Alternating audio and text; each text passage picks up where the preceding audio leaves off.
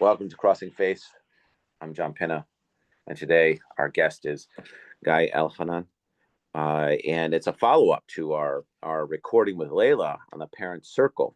For those of you who listened to and saw that episode that we had, the Parent Circle is a group of Israeli and Palestinian individuals who have lost a family member and have come together to comfort each other and also advocate for a different road forward, a path forward for peace and cooperation. Guy, thank you for coming on. Thank you for having me, John. And so we spoke some time ago, and you were in Haifa, and I was on the heels of kind of coming to Haifa because there's a conference there, and then we have all this recent unpleasantness. So you're talking to us from Greece, Right. so and then heading back soon to Israel. Yes, going back tomorrow. My parents had the wisdom and the possibility to take us out to Jordan, me and my wife and my two kids, and then to give the kids a week of summer vacation before they go back to alarms and sirens, etc. Yeah. Okay, nice. So on the foothills of Mount Olympus, you know, something. Yeah. Listen, good food. Like I said, moussaka. I'm Indo-Greek, so I'm my family's Greeks from Afghanistan. So like we I think of all the food and and so that's not such a bad place to hide out for a little while. Wonderful, wonderful. Koriatike and souvlaki and gyro. Yeah, all the good desserts. So we wanted to bring you on because we talked to Layla about her experience in the circle, parent circle, but maybe you could just, you know, step back and we could just chat a little bit about, who you are. You're Israeli and you're an actor, and been involved you're from Israel. You're from Israel, so Yes, I was born in Jerusalem. you're born in Jerusalem. So maybe just talk a little bit about, your upbringing, what you do and how you came to the parent circle. Yeah. I would say my upbringing was a pretty average Israeli upbringing in terms of school. I went to public school. And that pretty much changed at the age of 16. I moved from my public school to an arts high school. I got accepted to a private arts high school, and that's where I started to see things differently, I think. What was the Uh, exposure there that made you see things differently? So when you say traditional upbringing, you mean like just as like, typical Israeli kid growing up, Israeli friends. yeah, all friends are Israeli. Almost all friends are ethnically the same, which is there's a lot of meaning in Israel. Meaning, um, all friends are white and Jewish from European descent, but also natives. Very, very strictly Hebrew. The only language I heard throughout my Hebrew and Arabic because it's around. Sure. But at 16, I meet many kids whose parents are American or British, and they have another language at home. So this opens up certain things in terms of musical taste and whatever I used to read, and but also arts. I think now looking back, war culture, I would say, has a way of making art look bad and making us youth self-censor ourselves before expressing anything. Yeah, it's difficult. I mean, I know as a child of the 80s, there's, we were like our films were heavily, Cold War-esque, and they were severally such like our heroes and heroines and all that stuff was very that America's the underdog, the Russians, are invading Red Dawn, and you had Yeah. all these different things happening. The Russians, the Firefox. I don't know how old you are, but I'm 50 years old. So I remember Firefox. The Russians had this new super plane, and we've got to steal it. And Oh, I think it's exactly the same atmosphere we have now with Iran, like a yeah, big coat of fear and yeah, intimidation. But when you say the 80s, I think about Spike Lee and Bed-Stuy and New York City, and the yeah, first breaking this glass ceiling of casting. I'm looking from an actor's point of view and the kind of roles I receive today, and I hope we'll have some sort of Spike Lee breakthrough. So I won't get so many roles of intelligence agents, yeah. you know. Yeah, Um, it's tough because but there's a yeah, narrative when you grew up that was your world, and then you're saying it broke out when you went to art school. yeah. I mean, both my parents are like converted artists. I would say like. My mother used to write poetry and sing, and eventually she became an academic in that field. And my father used to draw, and he became a graphic designer. So Okay, everything had to be like channeled into something useful, right? And right. the mere privilege of saying, "Yeah, I'm drawing. I don't know what will become of it when I'm 18. Maybe I'll go to some sort of college." So this was like 2 years from 16 to 18 when I was free to dream. And then it all stopped because I went to the army, Ah, like abruptly and violently. And I came into the art school playing guitar, writing, drawing, painting, and came out of the army without none of those. okay, Forgot how to play guitar, couldn't write, nothing at all, no poetics, nothing at all. So I think this is almost 3 years in the army, 2 years and 10 months. Um, really shocked something in my being, especially because I spent 2 years in an art school before, and I had an opportunity to taste freedom, to taste free right. expression. Um, so yeah, I mean, this high school was the first time, for example, that I heard about my grandfather in a political sense. Okay, like what do you mean? What do you mean by your grandfather? Until the age of 16, I was sure that my grandfather was an Israeli parliament member and a general. Okay, And I knew that not because I wasn't told, but because I wasn't listening. I didn't want to be different. right. אני מצטרף אליכם, אני מצטרף אליכם, בסדר. אחי, טוב. Dinner is happening. It will be quick. Dinner will be is coming. Yeah, I know that, like I said, you're after this, you're going to get something to eat, and I'm jealous. So I want to, get you off the podcast as soon as possible. But this is a fantastic conversation. Don't get me wrong. So I know how kids are.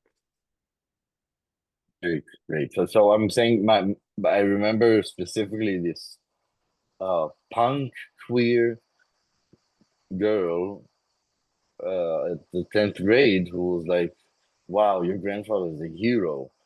Hmm. And I was like, yeah, sure, everybody says that. He won the 6 Day War all by himself. And she's like, no, no, no, he was the first one to sit with Palestinians. Okay. And I was like, don't say that. Don't ever repeat that. Don't make me look bad. And I went through this 2 years of change from that meeting with her until Hmm. joining the army. Um, I'd say that by the time I joined the army, I was very well. I was much more aware of what I'm going into in a Right. personal level. I was positive it's going to destroy me, and I went there very reluctantly. Very reluctantly. I didn't prepare. I didn't have any motivation, and I was incarcerated several times as a soldier. I was a very bad soldier, and eventually, the minute I could find myself a job abroad, thanks to the Jewish community, in the United States in general, um, who are well, I would say stronger than the Israeli army. Because when I was received to a job as a swimming counselor in a summer camp in Pennsylvania, all I had to do is show my commander in chief this little piece of paper, and I got 2 months off. And it Mhm. was like a huge triumph for me, and for life. Like, it's But not anything special. Lots of Israelis went to be tested for being swimming counselors and other. right, So I just, for me, it's a case of humanity and life beating over death and inhumanity, right, which is what I experienced in the army. It's like um, it's like the um, how do you say it, when you turn down the dial, as if there was a dial of democracy, and they turn right, it down like half at least, right. Well, I mean, it's if not you have more. chain of command and everything else, Yeah, but plus you're also under siege. There's that whole idea of like I said, I'm not making any political statements, but you're the IDF is deploying actively within the country, and it's not deploying to do happy things. So it's defense. It's and there's also attack, and there's this and that, and you're dealing with government orders. I always would say, it's great being in the military, but it sucks working for the government. You know what I mean? Like, because you have camaraderie and you have all that very stuff. true. But once you get orders to do stuff, you're before you know it, you're charging hills, and you have to believe that it is for the greater good. But the challenge is the longer you're in it, the more you turn around and say, well, is it for the greater good? I mean, and I'm just talking about from my national security component, my career, Mm. we just Afghanistan, 22 years in Afghanistan, and then it's all handed back to the Taliban. So we're all sitting here going, all those guys that didn't make it The back, and all those died. guys that are injured are questioning all the programming that we put together is question. And so I hear what you're saying. So but here's the question. So you go into the service, you have this high school experience. It's freedom. And the first thing that came to my mind when you were talking about sort of like this narrative was I thought of all these movies in the 80s that were all propaganda towards the Cold War. But then you have like the counterbalance of that. And what was the counterbalance? And the first thing that came to my mind was like Pee Wee's Big Adventure. Remember Pee Wee Herman? Like he did, Big Top Pee Wee. Like there's the other side. There's like this hyper artistic freedom. Be different. That was happening. That was it. Pee Wee's Big Adventure came out in '85. So there was. So on one hand, there's like everybody, we need to fight the Russians. We need to do this. It's the Cold War. And then on the other side, you have something like Pee Wee's Big Adventure, where he has this bicycle that he really loves, and he's just trying to get it back. And so you have this thing of like free expression, and it's a very, I don't, in my mind, was a very great. That was the imagery that came through my head. Is like you have Firefox and Red Dawn and the Hunt for Red October, and then you have Pee Wee's Big Adventure, on this side, and it's like you have this sort of like counterbalance, and you have all these heavy weighting movies, and then you have this one little movie about free expression, and there were plenty of other movies, but I think Pee Wee's Big Adventure was something that showed like just the limitless bound that it was just limitless. You could look at the horizon and think of the endless possibilities, and so Mm. and yet you have this infrastructure and this narrative that we're all holding close to. So I mean, so what you come out of the service.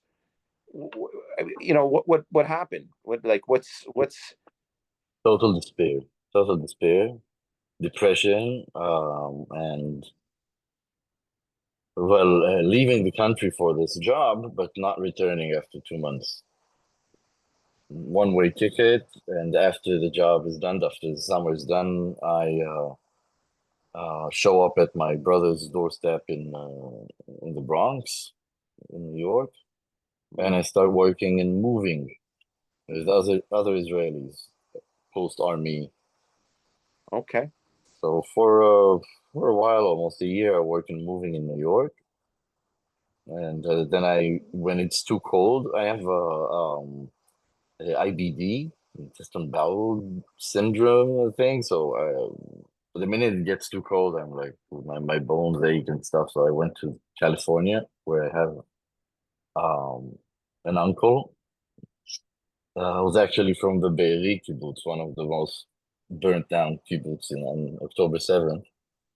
Hmm. So he's an old man today, wonderful man, jazz player, trumpet player, Hmm. painter. So he's maybe the only artist that from my family that got out and went to live in San Francisco and married an American woman and really got out of this whole thing. And I went to live with him, work mechanics and construction. All right. And there I found Spanish and I fell in love with it, with South American Spanish and American Spanish. I decided I'm staying and going to perfect my Spanish in Cuba, in Havana. Okay. Um, the attraction was basically music. I was very, very much into Cuban jazz. Hmm. So I went with my guitar and spent a few months in Cuba.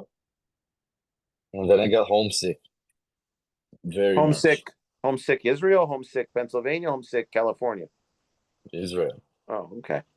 And you're from Haifa, which is that's a good place to. Are you from Jerusalem? Jerusalem. I haven't known Haifa. I knew only Jerusalem, and I was homesick to my mom. Not really to the country, to my mom, my friends, my language, to feeling a sense of belonging. Um, but I didn't come back because the second Intifada broke.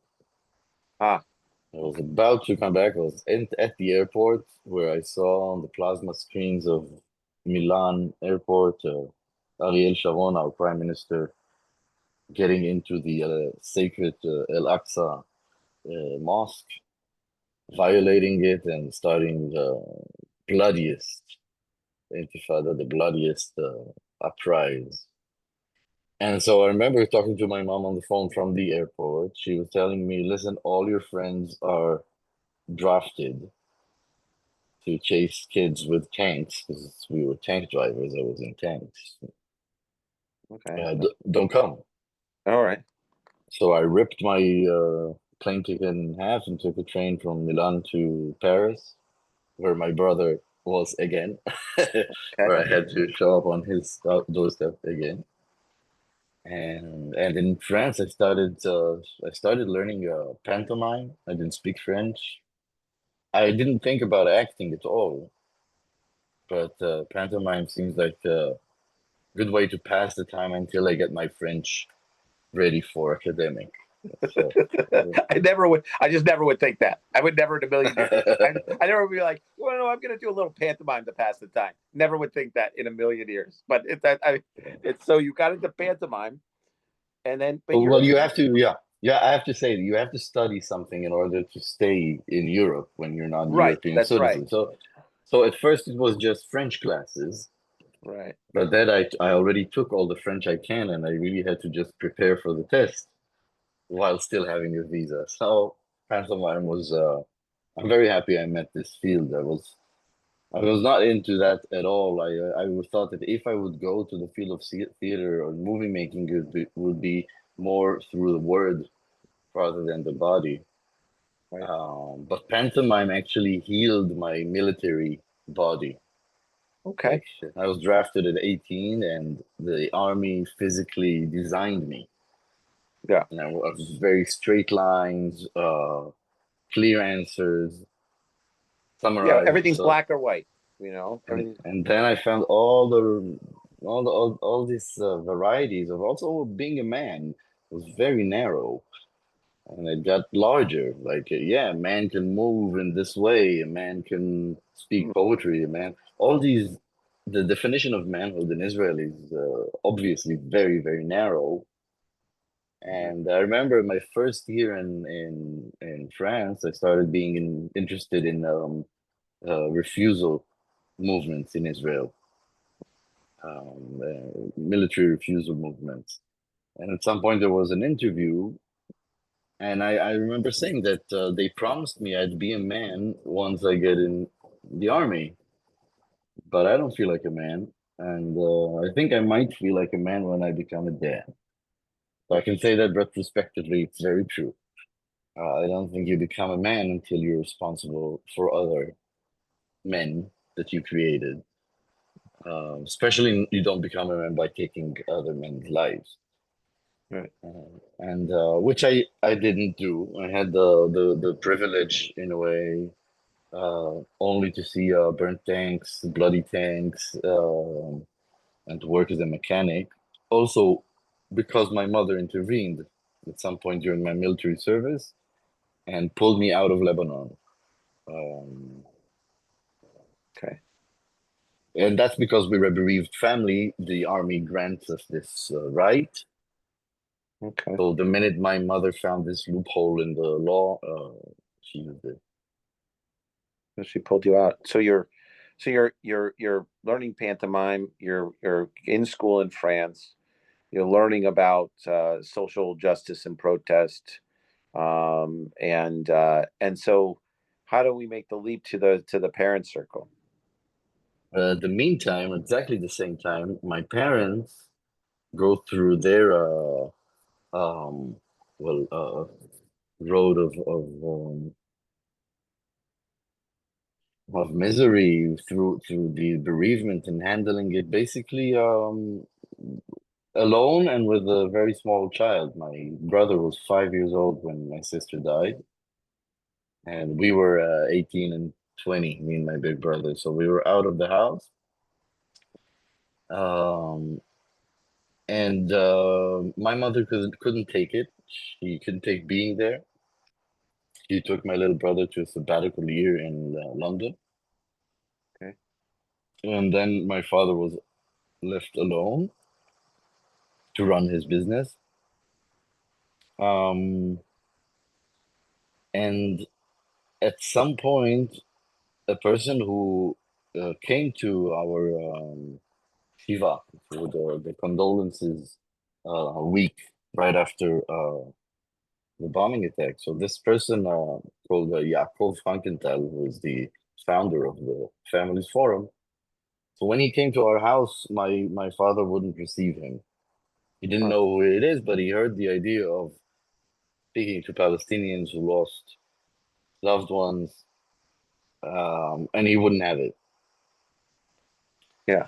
But a few years later, like that's we're talking 1997, and when I'm in Paris, it's already 2001. Um, my father agrees to join a meeting at the president's house of bereaved mothers. And he says that that was a moment when he saw them getting off the bus. Each woman with her own medallion of a picture of her child or his or her name. Yeah. When he realized this slogan that has become a very, very meaningful truth in our family, that the pain is one, same Right. pain. Right. And recognizing this pain in in a person's eye, I mean, without it being supposed enemy or not, but when I meet a bereaved brother of any kind of loss, I feel this connection. We have lost the same kind of human um, element, and we've dealt with it. I mean, people deal with it in different ways. I have in the family people who lost in disease or in accidents. Um, and in Israel, there's a sort of competition of victimhood in a way. Well, Right. a competition where you can't really compete because between the deaths of soldiers in battle and the death of young people and as civilians in bombing attacks. Right. Um, so right now, now my job is being director of the summer camp, and I insist on looking for other kind of youth Sure. um, and other kinds of loss because especially in this war, people lost friends, people lost houses, people lost um, the community. I mean, many of my participants, my students, have been kicked out of their houses when they didn't want to go to the army on the Israeli side. So I mean, loss has to be something that has a much wider definition, the widest. And I think that we are to uh, deal with the meanings of loss more than the circumstances, Yeah. I mean, much more. I mean, here you know that you must. I mean, you see the news and everything else, and here, there's always this. It's just trying to take that emotion or feeling the humanity out of things. The dignity of it all. And I think the parent circle deals with a lot with dignity. It's who deserves to live, who deserves to die, who deserves to suffer, who deserves not to suffer. It's like it becomes you have to choose a side, and the reality Yeah. is like that's the wrong approach if we're gonna try to do something. I just had this hot conversation about a week ago with someone, and I go, the problem is that everybody wants to think that they're civilized until something like this happens, and everybody is so shocked that they're trying to figure out who's the good guy and who's the bad guy, so they can be on the right side of it, right? And we're all heavily socialized with World War II, right? And so we know that the Axis powers were wrong and we were right, right? So it's like it's very very clean cut, and we're always trying to fit into that, and or fit conflict into that, and in this case, there's a lot of gray areas here. You know what I mean? I was, I my this is maybe the only political thing I say. There's kind of like no white hats over there right now. You know what I mean? Like Mm, everybody needs to kind of take a step back and realize, what's going on, and like kind of almost govern their own. I'll say the thing about the Muslim population. I mean, part of our engagement is you can't transact violence. You can only transact violence in a defensive posture. And once you go after women and children, once you do that, you violate the core tenets of Islam. So then we address it through that construct, theologically. yeah. And then people say, well, what about Israel? I go, that's I'm not good. I can have opinion, but the Israelis need to govern their own. You know, they Oh, we sure do. I think within we their sure do. construct. I was To like, I'm not assume going to tell. responsibility also. Yeah, I'm not going to tell the Israelis what to do. I mean, you want to tell me, you want to ask me, I'll say, okay, I think that the Israelis should do this, this, and this. But I'm not. I'm trying to go within internally within my community, and but there's no white hats. Everybody's transacting violence, and some can do it justly, but most of them aren't on both sides, and so is like where's the opportunity lie, and there's like a beachhead with the parent circle and with what the work that you're doing, and because then you lost your sister in a suicide attack, right? And so Yeah. Layla, who we spoke with earlier, she lost her child, while there was conflict going on, and there was also some cross-border stuff. She couldn't get medical attention when she needed it, and there's both loss there, even though the circumstances are a little bit different. But now you come together and it's like sort of a beachhead where it's like, look, we care about dignity, we care about dignity, human person, and providing a pathway to sort of build enough relationships to under the backdrop of conflict for something positive to happen. Is that a decent characterization? Definitely, definitely. I mean, it's been 30 years that these social structures are being slowly intertwined, and we have such strong connections between families in the families forum, which is the meaning of what we do. We serve as example to youth and to people all around of our humanity, of the fact that we can not only empathize with the pain, but through this empathy, we can also learn and understand the circumstances and the reasons.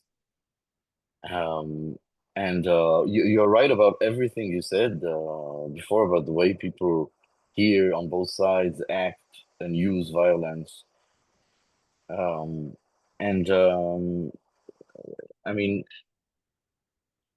I must say that it's like there are very, very big economical powers that work here that I'm not an expert of or would like to be. Right. Sometimes I'm forced to understand this more than I want to, But the other pole of that is being a child and a youth in Israel under that kind of racism or the other, because there are many kinds in Israel Right. that define our childhood and our life and our openness. Being a parent who is willing to send their kid to the army today shows of great numbness, I think, that we have unfortunately achieved. Not through any mystical way, but through a very designed educational system that educated us to fear, to hate, and to basically dehumanize the other, whatever the other may be. Right now, it's designated other is Palestinian, but I think Israel has constructed itself just like Netanyahu is behaving today to be a superpower, to be the United States of the Middle East. Um, I was once shocked when I was in California. I saw vodka, absolute vodka commercial that showed California before 1848. Oh, wow. Okay. Before, when a big part of it was still Mexican. Yeah. And I mean, it's like a mirror project. It's exactly 100 years later. And how far are we? What's to be the California of Israel? Tehran? So, I Yeah. mean, I bet there are people who think and plan and operate so that would be. But at the same time, what happens underneath is very dependent on our ability as humans to open up. Even in all joint organizations of Israelis and Palestinians, um, we should struggle much more to include more Israelis in the meetings with Palestinians. We are very, very much having a hard time at that, reaching out to populations, Ethiopian population in Israel who has suffered so immensely from Israeli police, George Floyd style. Right. Um, it's a very known thing in Israel, but somehow this doesn't come out, and so they don't get the legitimacy to be victims and to uprise when they do. Right. And the other sectors, the segregation, racial segregation in Israel, it's so strong. That is why I put Arabic so deeply into my day-to-day life with my kids, with my family, with my shopping. And the minute the war broke, it was such a shock to only be able to speak Hebrew once again. Shopping on internet, no interaction anymore. Right. It really made me sick to my stomach, and I had some very good Palestinian friends who felt the same. And we were basically nourishing each other with Hebrew Arabic mixed conversation just to feel human. Right. So, I mean, I think whatever Trump or has in mind, or Musk or any other important figure, we will still have to work as we work now to bring people closer, to make it a social um, a community that is socially strong, socially trust itself. The Israeli and the Palestinians are so shattered by these generations, and at the same time manage to keep their heads up in terms of culture, in terms of things that are not um, war related.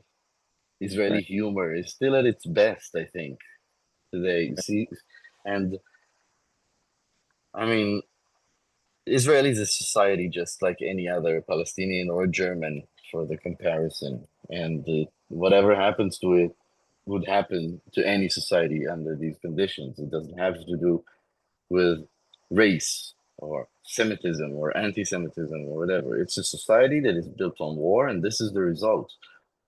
And we want out of it. We want, we extend our hand and we want anyone to pull us out. Um, and pull us both out. We're both intertwined. I don't think Israelis can live without Palestinians or Palestinians without Israelis. Our identities are made from each other through suffering, but also through a lot of culture. Yeah. Um, I mean, now you guys are. I mean, you're intertwined and linked. I mean, you were talking about California in 1848. The problem is, no one caught that on camera. You know, like now exactly. everything's 4 or 5G. It's on our phones. There's no, you can't. I mean, that's what the Germans in World War II. Their problem was they filmed it all. You know, like that. You know, so once you do that, then now, everybody should. And the same thing is happening. I mean, and no matter what the Israelis try to do against journalism, it's all out in the open now. And And the you know same what? thing with the I think it's Palestinians. great. I think Yeah, it's great. I mean, I went to see Snow White with my kids, and we have this Israeli actor as being the evil sorceress. right, And she's speaking with the Israeli accent, just like I can do if I get tired out of speaking with the American accent. And right, this becomes the new Deutsch accent, the new evil, you know? I will do whatever I want with you. So so it changes, and I think, okay, they're starting to see other faces of us, and not only what they saw until now. Because this actress is really what we are now. right. You see what I mean? Yeah, Very, and I don't have high respect for her. Maybe you can hear that in my voice. I did see her playing in other places in Israel, and she played good. But nonetheless, this is a model who became an actress and who became very, very famous. Also, thanks to this Israeli fear factor. right, You right, know, as much as a German actor could use this fear factor to get roles, and the same way that I, as an Arabic speaking Israeli actor, am getting roles of evil people pretty easily. right, right, Right? So this changes. I mean, we spoke about Spike Lee. Before Spike Lee, black people were casted only as these marginal negative characters sure, and sure, without depth also. So this is another, I mean, having deeper characters of Israelis, I think it's something very rare in cinema in the world, and I'm very happy that the world is starting to really follow through, really get into it. I mean, Tarantino in Reservoir Dogs mentions Israeli stock market and diamonds, and in Scarface you have this the Al Pacino's friend who's an ex-Israeli. yeah. There's been a sort of hush hush about us that is really annoying because even if you say yeah about mobsters in Israel, you'd be anti-Semitism.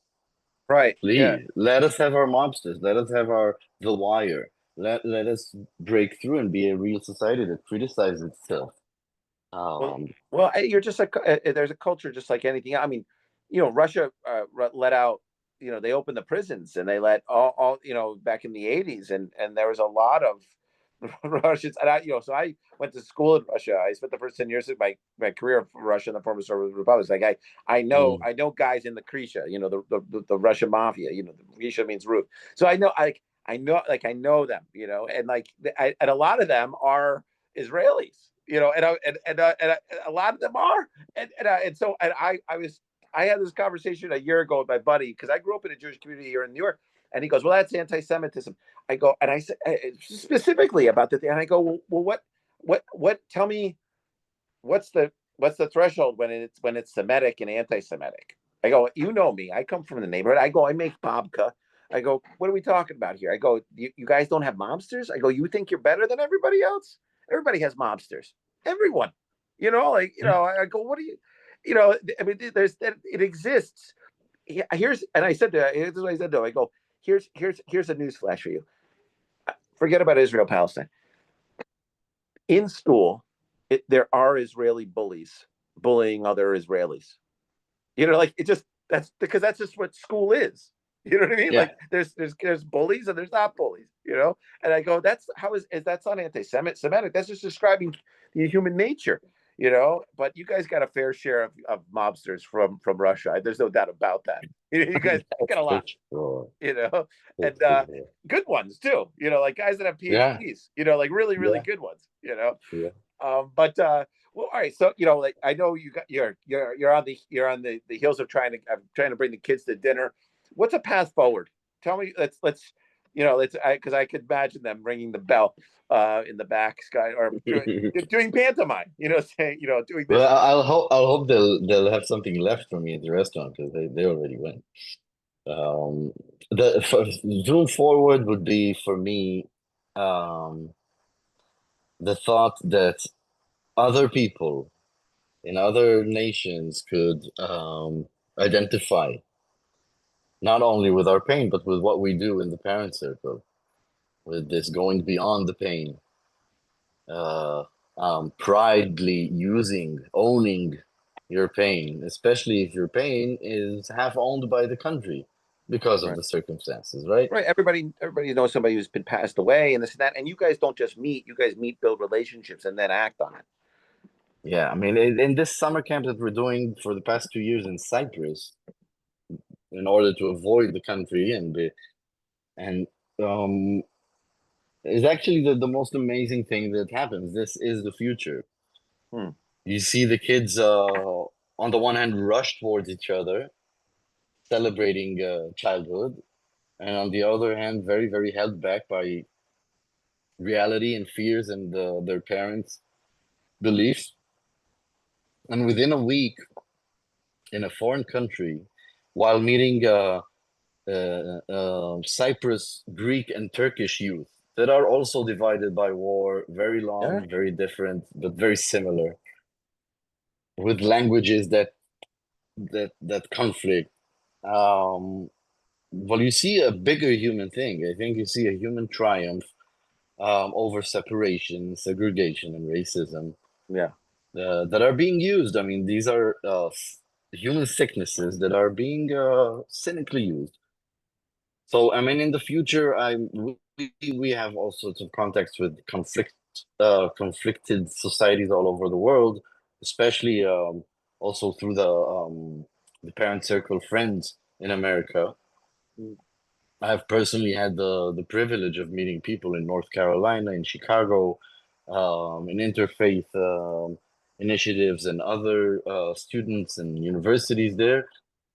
And I think what I realize is this: is that people are very much apart, and they can be much closer if they let this very, very vivid pain be on the table, discussed, and overcome, but not forgotten at all. On the other hand, emphasized, lived through.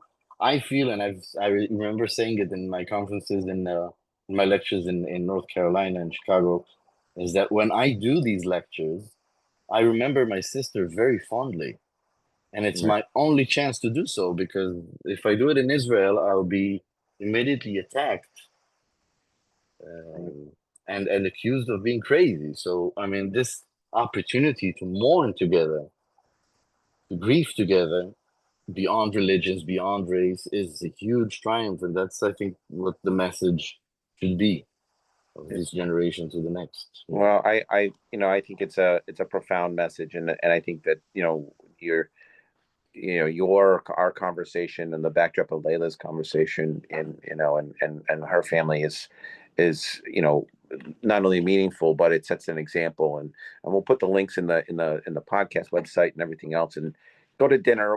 We can catch up and circle back on another conversation if we want. All right. I'd love that. If you ever do get to Haifa, you're more than welcome. No, I I'd appreciate love that. to have you. Yeah, no, there was supposed to be a conference, a multi-faith conference there, and so I came this close, and then they canceled it, and I said, "Oh, I got a lot of stuff to do." I always get very nervous when I'm going to Israel. I've only been once, but I get very nervous because of, I make sure that I have invites. I make sure that that the cards are there. I make sure I have my line of retreat. I'm like, because I never know what's going to happen. Like I said, I'll let you know if I end up in that neck of the woods. But thank you so much for taking the time. I appreciate it. And it's very Thank you, gracious of John. you. Yeah. Thank you, my friend. All right. So long. Bye bye.